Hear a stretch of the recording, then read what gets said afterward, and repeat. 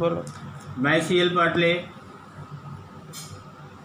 राजनीति विज्ञान का प्रोफेसर, आप लोगों को लोक प्रशासन के प्रश्न पत्र द्वितीय इकाई 4 लोकपाल, लोकायुक्त, भ्रष्टाचार और लोक संपर्क के बारे में आज डिस्कस करेंगे। हम अभी लोकपाल ओम्बड्समैन के बारे में चर्चा करेंगे। लोकपाल संसद का वह अधिकार होता है जो नागरिकों की उन शिकायतों की छानबीन करता है जिसमें सरकारी कर्मचारियों ने उनके प्रति शक्ति के दुरुपयोग द्वारा अनुचित व्यवहार किया है या उनके उपचार के लिए उस दशा में प्रयत्न करता है जबकि उसे यह विश्वास हो जाए कि शिकायत न्यायोचित है। के हनुमंतैया के संबंध में वो बताते हैं, ओम्बड्समैन की अवधारणा आवश्यक रूप से उस संस्था की अवधारणा है जो कार्यपालिका, विधायिका और न्यायपालिका इन तीनों के नियंत्रण से मुक्त है। ऐसा कोई भी नागरिक जो प्रशासकीय क्रिया अथवा निष्क्रियता से पीड़ित है वह सुगमतापूर्वक उनके पास पहुंच सकता है।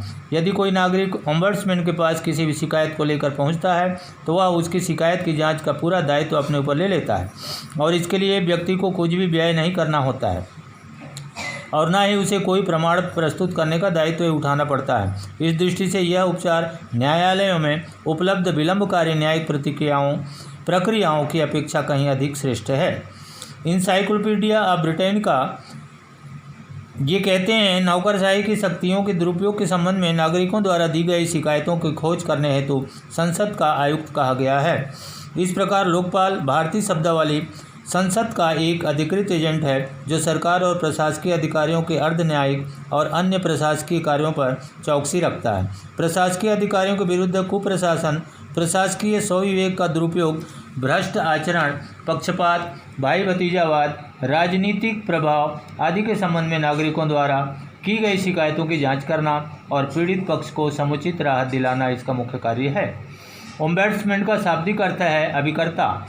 ओम्बड्समैन के 3 प्रमुख लक्षण हैं। नंबर 1, यह संसद का एक स्वतंत्र तथा निर्दलीय प्राधिकारी होता है जो प्रशासन का परीक्षण करता है। नंबर 2, वह प्रशासनिक अन्याय तथा कुप्रशासन के विरुद्ध जनता की शिकायतें सुनता है तथा उसकी छानबीन करता है।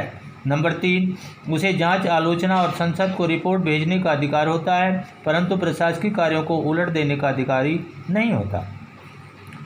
उपयोगिता की दृष्टि से ओम्बड्समैन को प्रशासन का प्रहरी अथवा साधारण व्यक्ति या संरक्षक कह सकते हैं। यह संस्था सर्वप्रथम स्वीडन में 1809 में प्रारंभ हुई। वहाँ पहले इसने राजा के विरुद्ध परीक्षण किया और फिर प्रशासन के विरुद्ध।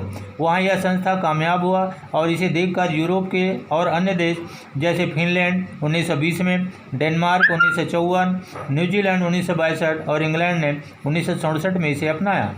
ओम्बड्समैन के कार्य शक्ति और अधिकार क्षेत्र का अध्ययन करने से ऐसा महसूस हुआ कि संस्था को भारत में अपनाया जाना चाहिए क्योंकि ओम्बड्समैन कुशासन और प्रशासन की भ्रष्टता से उत्पन्न समस्त अन्यायपूर्ण मामलों की जांच करता है।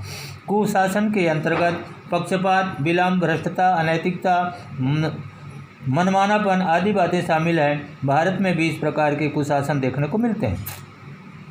भारत में लोकपाल की आवश्यकता। नंबर 1, जन शिकायतों के निवारण के लिए क्योंकि विभागीय तंत्र में निष्पक्षता का कम अवसर प्राप्त होता है। दूसरा, न्यायालयों में वादों की लंबी संख्या का अधिक होना। नंबर 3, भ्रष्टाचार पर अंकुश लगाना, तात्पर्य है निरंतरता और कर्तव्यनिष्ठा। नंबर 4, राजनीतिक व प्रशासनिक भ्रष्टाचार पर अंकुश लगाना।